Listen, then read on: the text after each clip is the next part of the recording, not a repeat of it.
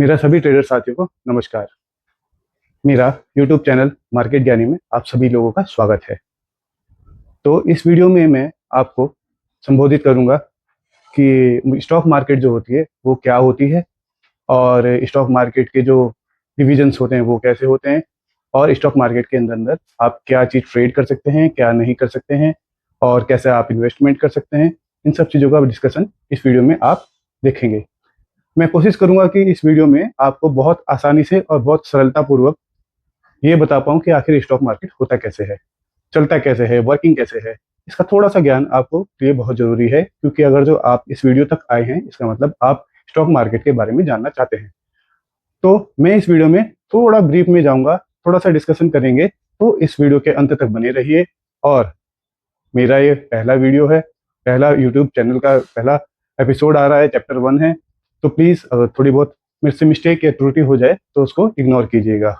और please comment section में ज़रूर बताइएगा वीडियो कैसी लगी, और इसको आगे से आगे आगे जितना ज़्यादा हो सकता है उतना आगे शेयर कीजिए, फॉरवर्ड कीजिए, ताकि और लोगों के पास भी ये पूरी जानकारी जा पाए। Thank you. चलो शुरू करते हैं हम वीडियो, जो कि स्टॉक मार्केट के बारे में आपको पूरी डिटेल में मैं समझाता हूँ कि आखिर ये स्टॉक मार्केट होता क्या है, काम कैसे करता है, और इसकी वर्किंग कैसे है। Thank you.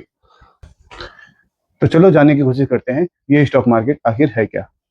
स्टॉक मार्केट को कुछ इस तरीके से समझते हैं। स्टॉक मार्केट एक ऐसा प्लेटफॉर्म है जो आपको किसी भी कंपनी जो कि स्टॉक मार्केट में लिस्टेड है, बीएससी या एनएससी में, वहां आपको पार्टनरशिप प्रोवाइड कराता है।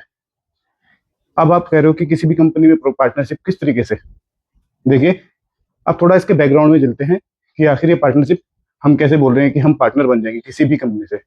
कोई भी, जैसे देखिए XYZ कोई भी कंपनी होती है, सपोज कीजिए कि मैंने एक बिजनेस शुरू किया है और वो बिजनेस ग्रो कर रहा है। बहुत अच्छा ग्रो करने के बाद एक लिमिटेड लिमिट हो जाती है। उसके बाद मुझे लगता है कि मुझे और पैसे की, मुझे और इसको बड़ा करने की ज़रूरत है। जब ऐसा वक्त आता है कि जब मुझे लगता है कि इसको बड़ा करने की ज़रूरत है, तो मेरे पास 3 विकल्प खुल जाते हैं। पहला विकल्प कि मैं एक बैंक के पास जाऊं और लोन लूं और उसको, बिजनेस को एक्सपेंड करूं, पहला विकल्प। दूसरा विकल्प ये है मेरे पास कि मैं अपने लिए कुछ इन्वेस्टर ढूंढूं, जो कि दो कोई भी बड़े इन्वेस्टर्स होते हैं कि बोलते हैं कि भाई मैं आपकी कंपनी में इन्वेस्ट करना चाहता हूँ, चलो थोड़ी पार्टनरशिप दे दी जाए। तो दूसरा प्रोसेस ये होता है कि चलो एक दो पार्टनर लिए, उन्होंने हमें मेरी कंपनी में कुछ इन्वेस्ट किया और मैंने उनको इक्विटी दे दी। इक्विटी मतलब होता है कि percentage of business partner, business में कितना परसेंट आपका हक बनता है।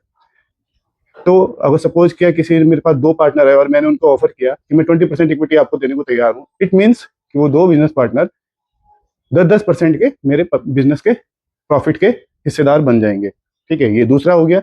अब तीसरा विकल्प हमारे पास होता है, तीसरा विकल्प मिलता है हमारे पास, वो प्लेटफॉर्म जिसको हम स्टॉक मार्केट बोलते हैं। अब स्टॉक मार्केट में आप क्या करते हैं, स्टॉक मार्केट में आप अपनी कंपनी को लिस्ट करने के लिए बीएससी या एनएससी के पास जाते हैं, और जब हम वहाँ पर जाते हैं तो हमारा जो कंपनी है वो वहाँ लिस्टेड हो जाती है। उसका एक आईपीओ ओपन होता है। आपने आईपीओ बहुत जगह सुना होगा कि आईपीओ ओपन हुआ है, ऊपर खुला है, नीचे खुला है। तो उस आईपीओ के आधार पर एक आईपीओ में एक वैल्यूएशन होती है कंपनी की। सपोज कीजिए कि किसी की 1,000 करोड़ की वैल्यूएशन है, तो वो अपनी वैल्यूएशन के हिसाब से पर इक्विटी शेयर, मतलब जो आपका इक्विटी होती है पर शेयर की एक वैल्यू प्राइस रखता है कि मेरी तो 1,000 करोड़ की कंपनी है जी, तो मेरा जो प्राइस होना चाहिए वो 100 रुपये होना चाहिए पर स्टॉक का, पर शेयर का। उसी हिसाब से प्राइसिंग लिस्टिंग होती है प्राइस की। उसी उसी हिसाब से एनालिसिस होता है कि आईपीओ लेने वाला है या नहीं है, कंपनी परफॉर्मेंस कैसी है, कंपनी कैसी चल रही है, उसका बैकग्राउंड चेक किया जाता है। इसलिए लोग आईपीओ में इन्वेस्ट करते हैं। आईपीओ फिर एक डेट पर खुलता है और उस खुलने के बाद वो मार्केट में लिस्टेड हो जाता है, वो सभी के लिए ओपन हो जाता है। फिर क्या होता है कि एक आईपीओ जब खुला और मार्केट में लिस्ट हो गया, तो अब वो जो इक्विटीज है और शेयर्स है वो पूरी पब्लिक के लिए ओपन हो जाती है। तो अब क्या होता है कि पार्टनरशिप में इसलिए बोल रहा था कि अब कंपनी ने आपको ऑफर किया है पब्लिक को कि आप मेरे पार्टनर बन जाइए। अब वो कैसे बन सकते हैं आप पार्टनर, आप उनके स्टॉक खरीदिए और उनके पार्टनर बन जाइए। आप जैसे ही उनके स्टॉक खरीदते हैं तो आप उनके पार्टनर बन जाते हैं। यानी कि अब आप कोई भी XYZ कंपनी जिसके आपने स्टॉक बाय किया, अब आप उसके पार्टनर हो गए। तो कुछ इस तरीके से स्टॉक मार्केट रन करता है। तो आगे हम और समझते हैं कि स्टॉक मार्केट के, आपको ये समझ में आ गया होगा कि स्टॉक मार्केट आखिर रन कैसे करता है। ठीक है, तो हम आगे बढ़ेंगे। अब हम ये समझते हैं कि आखिर स्टॉक मार्केट चलता कैसे है, वर्किंग कैसे है। तो बिल्कुल सिंपल और साधारण शब्दों में मैं आपको बताऊंगा कि स्टॉक मार्केट की वर्किंग बिल्कुल हमारे जो रोजमर्रा की जिंदगी है बिल्कुल उसके जैसी है। बहुत सारे लोग ना सब्जी मंडी गए होंगे, बस जो सब्जी मंडी का जो एक प्रोसेस है, प्रोसीजर है, सेम स्टॉक मार्केट का एक प्रोसीजर है। अब जब हम सब्जी मंडी जाते हैं ना, तो सब्जी मंडी में आपने देखा होगा एक आड़ती बैठा है, ठीक है, और किसान लोग हैं वहां पर, और तीसरा जो बंदा है, तीसरी जो पार्टी है, तीसरी खरीदने वाली है। तो क्या है, एक बेचने वाली पार्टी है और एक बिकवाने वाली पार्टी है जिसको हम ब्रोकर बोलते हैं, और एक खरीदने वाली पार्टी है। तो हम क्या है, हम है रिटेलर्स। ठीक है, हम है रिटेलर्स, मतलब मैं इंडिविजुअल कुछ खरीदने जा रहा हूँ तो मैं रिटेलर हूँ। तो चलो सपोज क्या कि मैं मंडी में गया, मंडी में जाके मैं सब्जी लेना चाहता हूँ, और किसान किसान अपनी सब फसल को मंडी के अंदर लेके आएगा। वहां पर एक ब्रोकर बैठा है, उस मंडी को हम मान लेते हैं कि स्टॉक मार्केट। वो एक प्लेटफॉर्म है जहां पर आप अपनी चीजों को लेके जा सकते हैं और बेच सकते हैं। वहां पर बैठे होंगे ब्रोकर्स। ब्रोकर्स जो आपकी बिचौलिए, जो कि आपके कुछ परसेंटेज लेके आपका डील कराएंगे, किसके साथ, कस्टमर्स के साथ, आपकी सामान की। मतलब कोई सब्जी, अगर कोई प्याज लेके गया, धनिया लेके गया, कोई टमाटर लेके गया, तो मंडी में जाकर डायरेक्ट तो कस्टमर से बात नहीं करेगा, डील तो नहीं करेगा। वो एक प्लेटफॉर्म पे जाएगा, मतलब एक ब्रोकर के पास जाएगा। ब्रोकर क्या करेगा, उसकी बिड कस्टमर के साथ लगाएगा।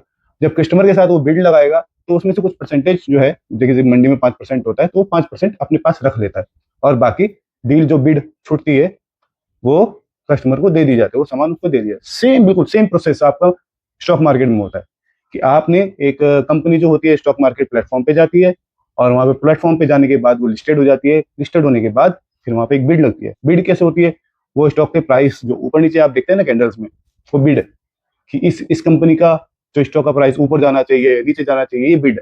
उसकी क्वालिटी, उसकी वैल्यूएशन, उसकी परफॉर्मेंस, उस बिहार पे उसकी प्राइसिंग, उसका फ्यूचर, उस बिहार पे बहुत सारे फंडामेंटल्स होते हैं। उस बिहार पे आप ये तय करते हैं कि इस कंपनी का प्राइस ऊपर जाना चाहिए या नीचे आना चाहिए। सेम सब्जी मंडी में भी ऐसे होता है, कभी टमाटर आपका 100 रुपए किलो और कभी 10 रुपए किलो। तो वही समय की बात होती है कि किस समय पे आप क्या चीज परचेज करते हैं, और कहाँ पर आपको प्रॉफिट होने के चांसेस है और कहाँ पर आपको नुकसान होने के चांसेस है। तो अब हम प्लेटफॉर्म को इस तरीके से समझते हैं कि जो आपकी सब्जी मंडी होगी स्टॉक मार्केट प्लेटफॉर्म। जो आपका ब्रोकर हो गया, ब्रोकर, हमारे ब्रोकर्स कौन कौन है, जीरोधा, आप स्टॉक, ग्रो, और बहुत सारे धन, बहुत सारे जैसे डिजिटल प्लेटफॉर्म है, वो हमारे ब्रोकर्स हो गए। ठीक है, जो हमारी डील करेंगे किसके साथ, कंपनी और रिटेलर्स जो खरीदने वाले हैं। ठीक है, तो अब ये चीज आपको समझ में आ गई होगी कि ये काम किस तरीके से कर रहा है। अब जैसे कि मैं हूँ, सब्जी वाला है कोई, तो सब्जी वाला जाके वहां पर डायरेक्ट किसी किसान से नहीं खरीदेगा, वो ब्रोकर के थ्रू अपना पिक करेगा सामान और उसको पैसे देगा, और वहां पे डील होगी। अब जो किसान है वो अपना पैसा ब्रोकर से ले लेगा, वो उसके पास चला जाएगा, ब्रोकर अपनी कुछ परसेंटेज ले लेगा। वो इस तरीके से ये वर्किंग चलती है, लगातार चलती है। तो अब इसमें जो खरीदार होते हैं वो अलग अलग तरीके से होते हैं। जैसे आपने सुना होगा एफआईज ने खरीदा, और एफआई बहुत ज्यादा खरीदारी कर रहा है, डीआई ने खरीद लिया, उसने बेच दिया, उसने खरीद लिया, रिटेलर्स फंस गए। तो अभी इसको थोड़ा सा जो फंडामेंट, जो छोटी छोटी चीजें हैं ना, इनको समझने की कोशिश करते हैं, क्योंकि आपको ये आने वाले समय में अगर जो आप ट्रेडिंग या इन्वेस्टिंग करना चाहते हैं, तो बहुत सुनने को मिलेगी। कभी भी किसी भी न्यूज चैनल में आप देखेंगे, आपको सबसे पहले एफआई ने आज इतने करोड़ की बिकवाली की, डीआई ने आज इतने करोड़ की खरीदारी की।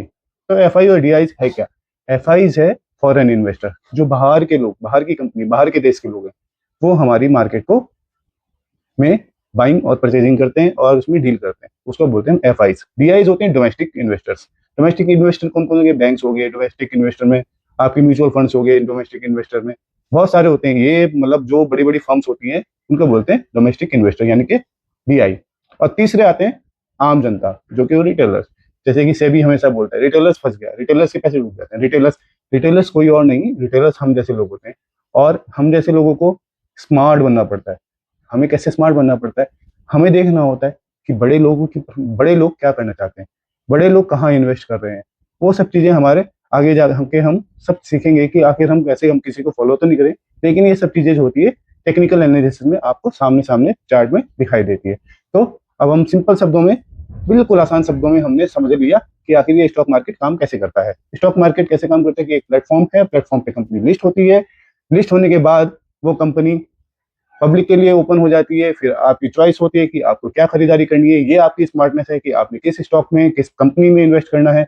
जब आप जैसे खरीद लेते हो तो आप उस कंपनी के पार्टनर बन जाते हो। पार्टनर बनने के बाद आप उसको कितना होल्ड करना चाहते हैं, कितना नहीं होल्ड करना चाहते हैं, ये आपकी इच्छा होती है। पहले क्या होता था, यही चीज जो होती थी पेपर वर्क पे होती थी, कागज की कार्रवाई। इसीलिए आपने देखा होगा दादाजी ने मेरे कुछ स्टॉक खरीदे थे, वो देखो उनका पेपर मेरे पास आज भी है। तो वो पेपर कार्रवाई होती थी। लेकिन अब क्या हो गया, अब डिजिटलाइजेशन हो चुका है। तो डिजिटलाइजेशन होने के कारण ये काम इतना आसान हो गया, इतना ईजी हो गया कि आपकी फिंगर टिप्स पे मोबाइल आप खोलिए और फटाफट फटाफट ये मैंने बाय कर दिया, ये मैंने सेल कर दिया, आपको हो जाता है। लेकिन इसका भी पेपर वर्क होता है जो कि आपकी मेल के थ्रू आता है और सभी चीजें आपके पास ट्रांसपेरेंट रहती है। तो हमने स्टॉक मार्केट को समझ लिया। अब चलो इस वीडियो में आगे बढ़ते हैं कि आखिर स्टॉक, देखिए what is stock market. Stock market वही एक प्लेटफॉर्म है जहां पर इन्वेस्टर्स क्या करते हैं, ट्रेड करते हैं ऑनरशिप के लिए किसी भी कंपनी में। और जिसको हम क्या बोलते हैं, इज कॉल्ड स्टॉक और इक्विटीज।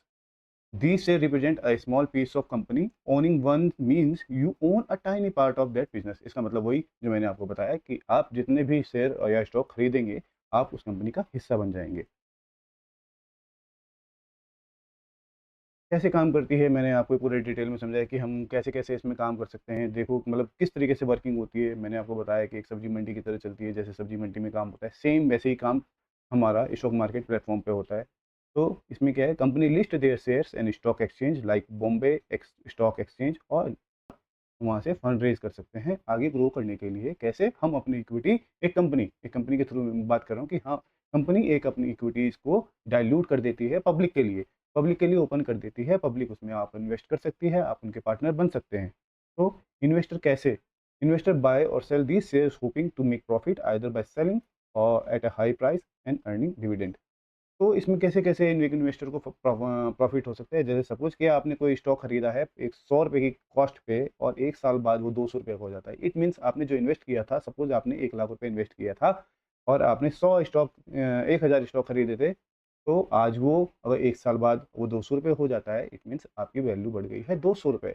अगर जो आप उसे लंबे अवधि तक रहते हैं तो उसमें कंपनी क्या करती है, कंपनी आपको डिविडेंड भी देती है। सपोज कि हर क्वार्टरली, हर 3 4 4 महीने में एक कंपनी का एक अपना रिजल्ट आता है कि उसने प्रॉफिट किया या लॉस किया। अगर उसको प्रॉफिट होता है तो कंपनी एज ए पार्टनर आपको उस प्रॉफिट का कुछ शेयर जरूर देगी। सपोज क्या, किसी कंपनी ने 500 करोड़ का बिजनेस किया है, 500 करोड़ का प्रॉफिट किया है, तो वो डिसाइड करती है कि मुझे कंपनी के जो स्टॉक होल्डर्स हैं, शेयर होल्डर्स हैं, उनको कुछ प्रॉफिट भी शेयर करना चाहिए। तो एज ए डिविडेंड वो आपको 5 रुपये, 10 रुपये या 20 रुपये पर स्टॉक के हिसाब से आपके अकाउंट में सीधा डायरेक्ट आ जाता है। तो ये हमारा डिविडेंड से भी होती है। और कैसे हो सकती है, मतलब बाइंग करके, सेलिंग करके, उसको रोक कर प्रॉफिट गेन किया जा सकता है। जो मेजर एक्सचेंज इंडिया में काम करते हैं, वो 3 मेजर एक्सचेंज इंडिया में काम करते हैं। पहला है बीएससी बॉम्बे स्टॉक एक्सचेंज, जो कि सबसे पुराना स्टॉक एक्सचेंज है, जिसकी स्थापना लगभग 1875 में हुई थी एक पेड़ के नीचे। तो इसकी जर्नी बहुत लंबी है। आपने देखा होगा बहुत सारी मूवीज़ में कि पेपर वर्क होता था, बड़ी भागदड़ में थी। तो ये बॉम्बे स्टॉक एक्सचेंज, फिर उसके बाद नेशनल स्टॉक एक्सचेंज आया, जो कि नेशनली मतलब गवर्नमेंट चलाती है।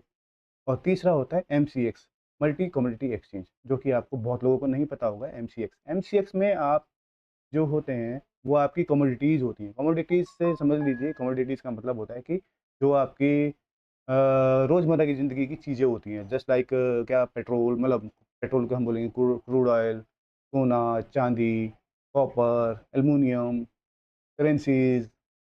ये हमारी जो डेली की चीज़ें होती हैं, किसी कंपनी ओन नहीं करती। ये मतलब चीज़ें होती हैं जो मार्केट में हैं और जिनके प्राइस ऊपर नीचे जाते हैं। तो आपको लगता है जैसे सोने का प्राइस ऊपर चला गया, 1 लाख रुपए चला गया, 1 लाख रुपए प्लस हो गया है, सिल्वर भी 1 लाख रुपए प्लस हो चुका है। तो आप इनमें भी ट्रेड कर सकते हैं। और सबसे अच्छी बात ये होती है कि इन सब में ट्रेड करने के लिए ये किसी मैनिपुलेशन नहीं होती, ये इंटरनेशनली चलती हैं। Crude oils, natural gas, silver, gold, zinc, aluminium, ये सभी चीज़ें, आप कॉपर, ये सभी चीज़ें लिस्टेड हैं एमसीएक्स पर। आप इसमें बहुत आसानी से, मतलब आसानी तो नहीं, मतलब ये कह सकता हूँ कि आप इनमें भी ट्रेड कर सकते हैं और पैसा बना सकते हैं। यहाँ पर मैनिपुलेशन बहुत ही कम होती है क्योंकि ये इंटरनेशनली चलती है। आप इनमें मतलब इसको मैनिपुलेट कर ही नहीं सकते।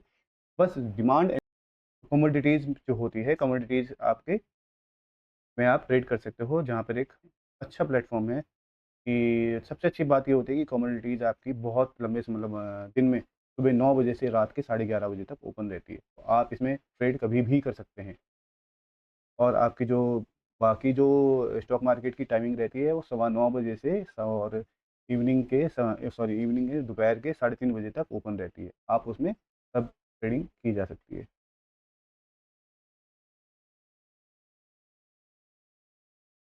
जो स्टॉक मार्केट के डिविजन्स हैं, जो आपको मैं बताना चाहता हूँ कि आप कहाँ-कहाँ ट्रेड कर सकते हैं, किस तरीके से होते हैं। तो किस चीज़ में आप वो कर सकते हैं, स्टॉक मार्केट किस चीज़ में डिवाइड होता है, देखो, पहले स्टॉक्स होते हैं कि आप स्टॉक्स में आप बाय और सेल कर सकते हो स्टॉक्स में, वहाँ पर आप इक्विटी को बाय कर सकते हो, सेल कर सकते हो। फिर आती है उसमें डेरिवेटिव्स एंड ऑप्शंस होते हैं, वो आपको मैं बाद में बताऊँगा कि क्या होते हैं वो चीज़ें।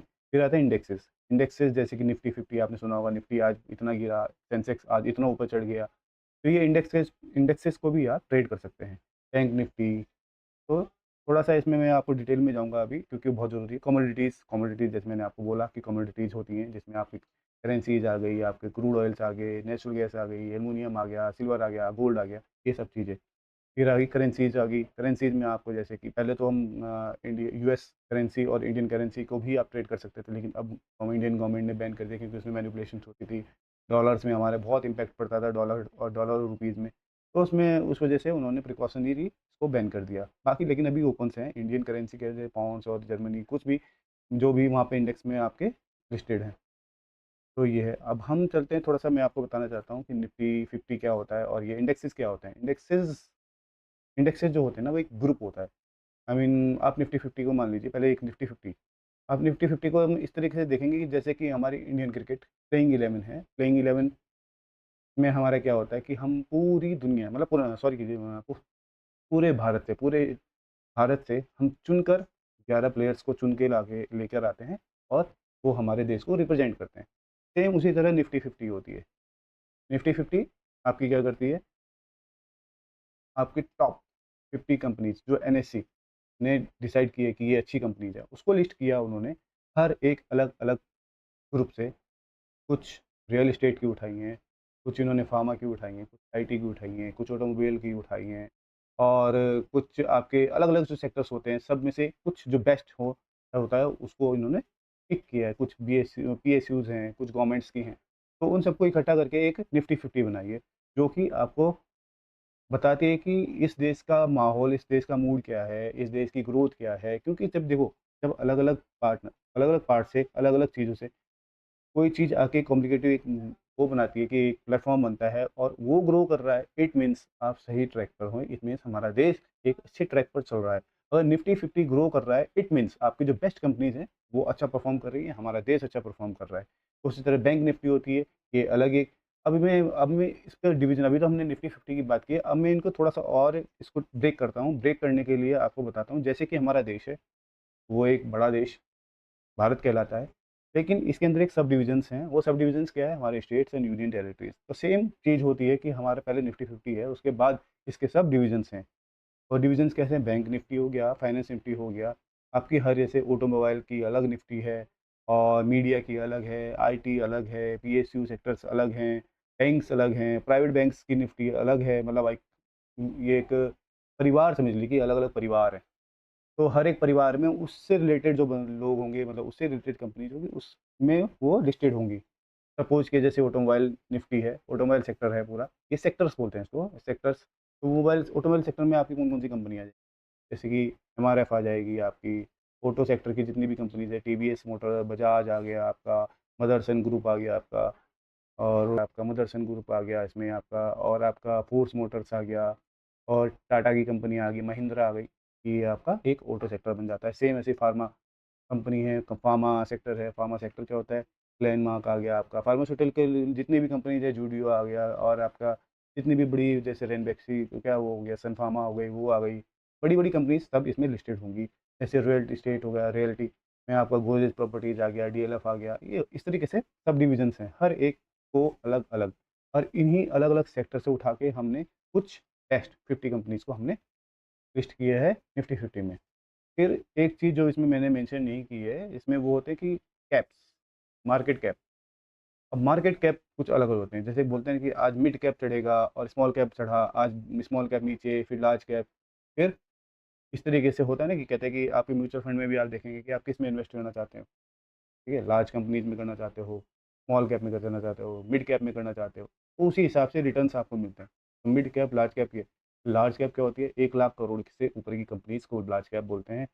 आपकी मिड कैप जो उससे नीचे की कंपनीज़ होती हैं, और स्मॉल कैप जो उससे नीचे की कंपनी। तो आपको कहते हैं कि हाई रिस्क और हाई रिवॉर्ड, तो आपको मिड कैप और आपको स्मॉल कैप में मिलने को देखने को मिलता है। वो ऐसा क्यों होता है कि म्यूचुअल फंड्स में आपको लिखा जाता है कि आपको 30% आपका रिवॉर्ड्स हो सकता है, मतलब ग्रोथ हो सकती है आपकी इसमें, स्मॉल कैप्स में और उसमें। क्योंकि एक छोटी कंपनी ना बड़ा होने के लिए उसको एक चांस होते हैं कि मैं 1000 करोड़ की कंपनी है, तो 10,000 करोड़ की, 20,000 करोड़ की, 25,000 करोड़ की भी हो सकती है, उस हिसाब से। तो अब आपके परसेंटेज ऑफ प्रॉफिट भी बढ़ेगा, आपका इन्वेस्टमेंट भी उसमें है तो आप भी बढ़ेंगे। तो इसी हिसाब से हम क्या, मतलब वो स्मॉल कैप में ज़्यादा रिटर्न्स मिलने के चांसेस रहते हैं। सेम मिड कैप में भी, क्योंकि वो थोड़ी बड़ी कंपनी है, थोड़ी सैचुरेटेड है, तो और ग्रो करेगी। लेकिन बड़ी कंपनी जैसे रिलायंस हो गया और ये हो गया, इसमें आपका सैचुरेशन पॉइंट आ चुका है, मतलब सैचुरेशन पॉइंट रहता है, आपको प्रॉफिट ही मिलेंगे कि हाँ इतना प्रॉफिट किया। ग्रोथ जो है इन कंपनी की ऑलमोस्ट बिल्कुल पीक पर है। तो आपको वहाँ पे, इसीलिए आपको यहाँ पे कितने मिलते हैं कि 15%, 12% के आपको रिटर्न्स मिलने के चांसेस रहते हैं। बाकी लेकिन मिड कैप और स्मॉल कैप में आपके 25% और 30%, 40% तक मिल जाते हैं, ठीक है? फिर आती है कमोडिटीज़। कमोडिटीज़ के बारे में आपको मैं बता चुका हूँ ऑलरेडी। फिर आती है करेंसीज़। करेंसीज़ के बारे में भी आपको मैं बता चुका हूँ। तो how we can trade in stock market? There are lots of ways to trade in a stock market, but the most common ways are buying stock for investment, which means you are owning partnership with the company, you own the stock. By trading indexes through option trading and derivatives, and by trading commodities, by trading currency. So there are many ways to trade in a market. तो stock market सिर्फ एक आप इतना ही नहीं होता कि आपने कुछ स्टॉक खरीदा और बेच दिया, आपकी पार्टनरशिप। स्टॉक मार्केट में बहुत सारे तरीके हैं आपको ट्रेड करने के लिए। तो आपको जैसे जैसे आगे बढ़ेंगे तो उस ट्रेड के उनके बारे में भी हम डिस्कस करेंगे। आप इंडेक्सेस को भी ट्रेड कर सकते हैं जिनकी एक्सपायरी अब मंथली होती है, वीकली होती है, जैसे निफ्टी फिफ्टी की अब वीकली हो गई है। सेबी ने उसको पहले गुरुवार को होती थी उसकी एक्सपायरी, और अब वो ट्यूसडे को शिफ्ट कर दिए। तो सेम उसी तरह कमोडिटीज़ होती है, कमोडिटीज़ में आपकी एक्सपायरी मंथली होती है, तो मंथली में आप पूरे महीने आप उसमें ट्रेड कर सकते हैं। और करेंसीज़ की भी आपकी ट्रेडिंग की पूरी मंथली होती है, इसमें भी आप पूरे महीने ट्रेड कर सकते हैं। चलो आगे। तो हमें एक स्टॉक मार्केट में एंटर होने के लिए क्या क्या बेसिक रिक्वायरमेंट्स चाहिए, मतलब क्या क्या रिक्वायरमेंट्स हैं, आप स्टॉक मार्केट में अगर जो आना चाहते हैं, आपकी क्या क्या आपको चाहिए होगा। तो सबसे पहला जो सबसे इंपॉर्टेंट है वो है डीमेट अकाउंट, क्योंकि आपको आजकल किसी भी प्लेटफॉर्म, जैसे ब्रोकर, जैसे जीरोधा हो गया और आपका अप स्टॉक हो गया और आपका धन हो गया, ग्रो हो गया, जो आपका फेवरेट है उसमें आप जाइए, अपना डीमेट अकाउंट खोलिए। डीमेट अकाउंट को आपको ज़्यादा कुछ नहीं चाहिए होता, आपको 6 महीने की स्टेटमेंट चाहिए होती है, फोटोग्राफ्स आपको वो डिजिटल क्लिक होता है, साइन आपके डिजिटली हो जाते हैं, और पैन कार्ड की आवश्यकता पड़ेगी, आधार कार्ड की आवश्यकता पड़ेगी। बस ये 4-5 चीज़ें होती हैं जो आपको रिक्वायर्ड होती है, आपने उसको पूरा फुलफ़िल किया और 24 घंटे में आपका डीमैट अकाउंट ओपन हो जाता है। कैपिटल आपके पास पैसा, मतलब इम्पोर्टेंट है, पैसा की ज़रूरत पड़ेगी, क्योंकि तीसरी सबसे इम्पोर्टेंट चीज़ आपको पड़ेगी टेक्निकल नॉलेज की ज़रूरत।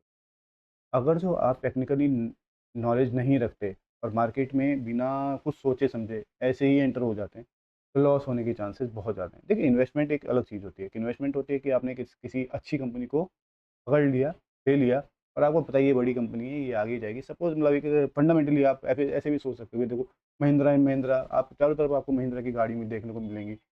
तो आप ये सोच सकते हो कि हाँ यार, महिंद्रा में इन्वेस्ट करता हूँ तो आगे ग्रो ही हो रहा है। रियल एस्टेट आप कहते हो यार, रियल एस्टेट बहुत मतलब ज़मीन का भाव बहुत ऊपर चढ़ रहा है, तो रियल एस्टेट में मैं इस कंपनी को ले रहा हूँ, ये अच्छी कंपनी है। तो ये फंडामेंटल, ये तो आप बेसिक्स होता है।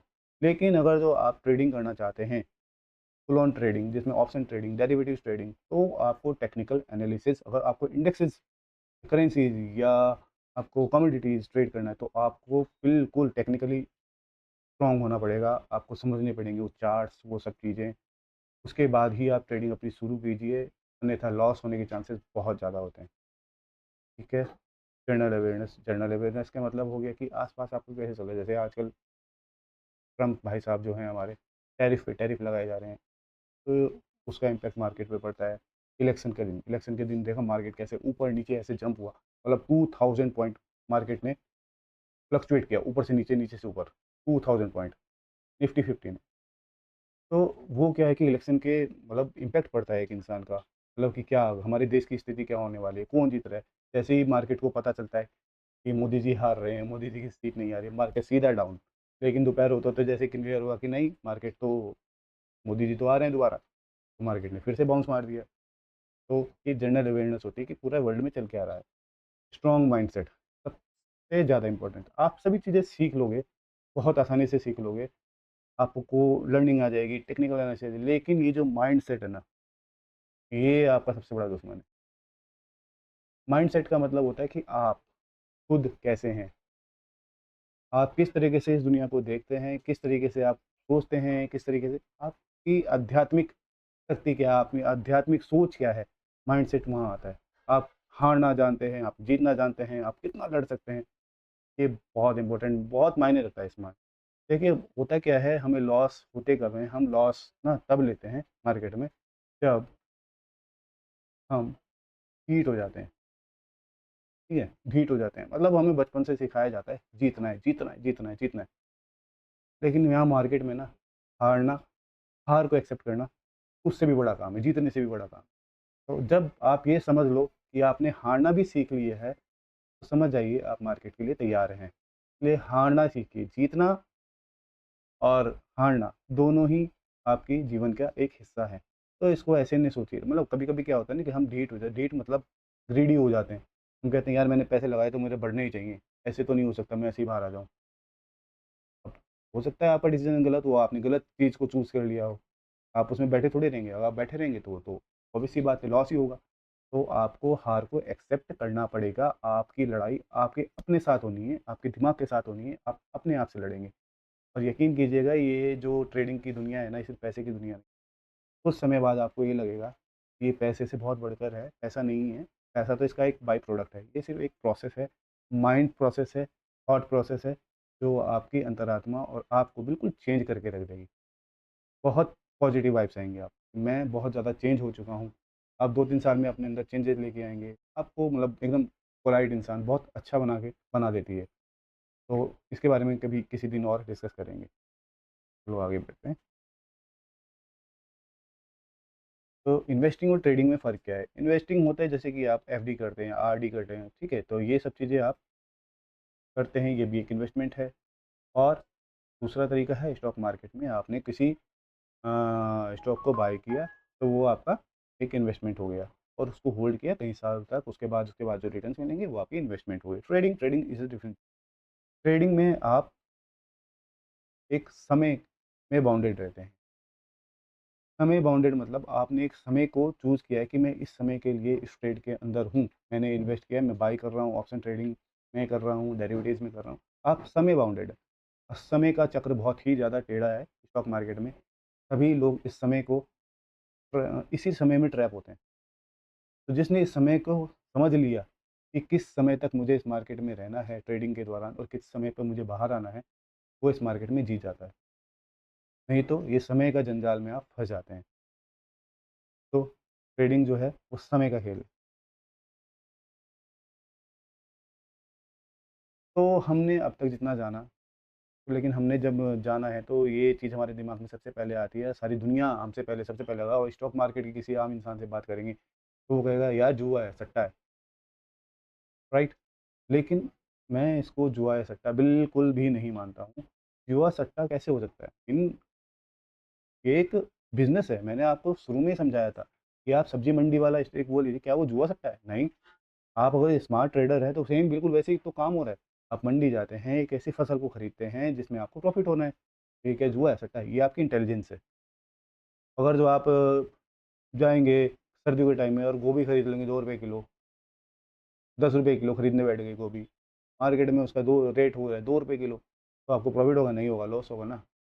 तो उसी हिसाब से देखो, मार्केट को जानना होता है, एनालिसिस करना होता है। इसमें कौन-कौन सी चीज़ें हमारी हेल्प करती है? टेक्निकल एनालिसिस सबसे बड़ी बात होती है। टेक्निकल एनालिसिस हमें बिल्कुल ही मस्ट है, मतलब आना ही चाहिए। उसके बिना आप बिल्कुल भी आपके पास प्रोसेस मतलब क्या सोच कर आप, अगर जो आपको दिल्ली जाना है, तो दिल्ली जाने के लिए आपको रास्ता पता भी तो होना चाहिए। आप ऐसे ही चल देंगे कि मैं दिल्ली पहुँच जाऊँगा, नहीं, आप कभी इधर घुसेंगे, कभी उधर जाएँगे, कभी इधर भटक जाएँगे। सेम मार्केट भी ऐसे ही है। जब आपको पता ही नहीं है क्या है, तो फिर आप अपना पैसा ऐसे कैसे लगा सकते हो? ये पैसा आपकी मेहनत की कमाई है। तो इसमें टेक्निकल एनालिसिस सबसे इम्पोर्टेंट है। दूसरा, मनी मैनेजमेंट। मनी मैनेजमेंट बहुत ज़्यादा इंपॉर्टेंट है। आपके पास कितना आपने इन्वेस्ट करना है, लेकिन आप देखो रिस्क पूरे पैसे पे नहीं लेते। आप हमेशा अगर स्मार्ट हो तो आप क्या करोगे, थोड़ा पहले उसमें डाल के देखेंगे, पता करेंगे कि मैं सही कर रहा हूँ या नहीं, मेरी प्रोसेस सही है या नहीं है। तो इससे मनी मैनेजमेंट, कब मुझे बाहर आना है इस मार्केट से, कितना मुझे पैसा बचाना है, कितना लॉस में ले सकता हूँ, कितना मुझे मैं गेन कर सकता हूँ, कितना मुझे चाहिए इस मार्केट से, ये मनी मैनेजमेंट होता है। लोग सोचते हैं कि मैं 1000 लगाऊँ और 10,000, ऐसा कभी भी पॉसिबल नहीं होता। 1000 अगर आप लगा रहे हो, अगर जो आपको 1000 पे 100 रुपये मिल रहे हैं ना पूरे महीने में, आप लकी हैं, यानी कि आपने बहुत अच्छा किया। ठीक है, ये मनी मार्केट अवेयरनेस बहुत ज़रूरी है। मार्केट में आगे चल क्या रहा है, क्या ट्रेंड है, क्या ऊपर का ट्रेंड है, नीचे का ट्रेंड है, ये बहुत ज़रूरी है। और स्ट्रॉन्ग माइंडसेट, मैंने बताया आपको कि स्ट्रॉन्ग माइंडसेट सबसे इंपॉर्टेंट। ये जो माइंड है ना, ये सारा गेम इसी का ही है। आप सब कुछ सीख लेंगे लेकिन इससे हार जाएंगे, और इससे जीतना मतलब आपने अपने आप से जीत पा ली। इसको बोलते हैं मोक्ष, इसको बोलते हैं इंद्रजीत। आपने सभी इंद्रियों पर अपना कंट्रोल कर लिया। इसीलिए इंद्रजीत को इंद्रजीत बोला गया था, क्योंकि उसने सभी इंद्रियों पर अपना कंट्रोल किया। और जो अपनी इंद्रियों पर कंट्रोल कर लेता है, अपने माइंड पर कंट्रोल कर लेता है, वो विजय को प्राप्त होता है। इसलिए उसको हराना बहुत मुश्किल था। Yes, making money in market is very hard but not impossible. You need to work hard to make money in market. After all, you are directly dealing with money and you can't interact physically to the opposite side. Yes, it is a gambling if you jump into the market without any knowledge of it. Yes, market में पैसा बनाना संभव है।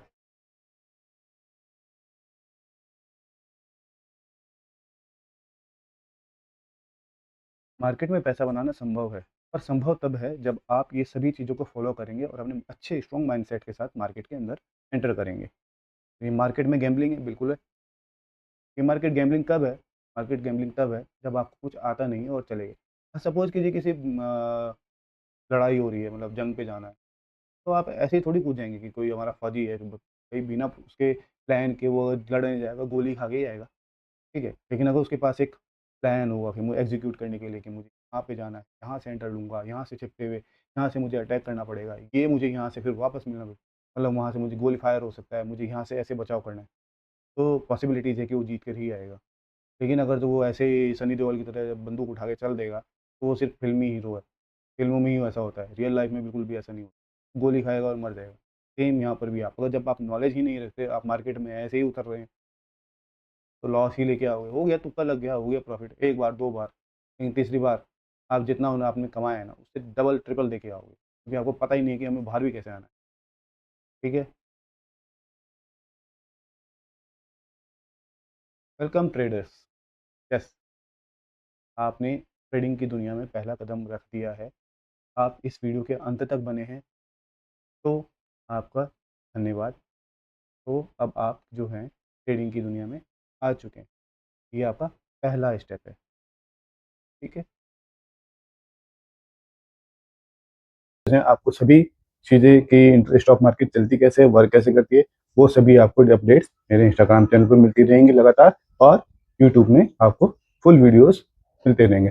तो जल्दी कीजिए guys, और सबसे पहले मेरे चैनल को सब्सक्राइब कीजिए और बेल आइकन दबाइए, कि ताकि आपके पास नोटिफिकेशन पहुँचता रहे, और मेरे इंस्टाग्राम पेज को फॉलो कीजिए। धन्यवाद। Thank you.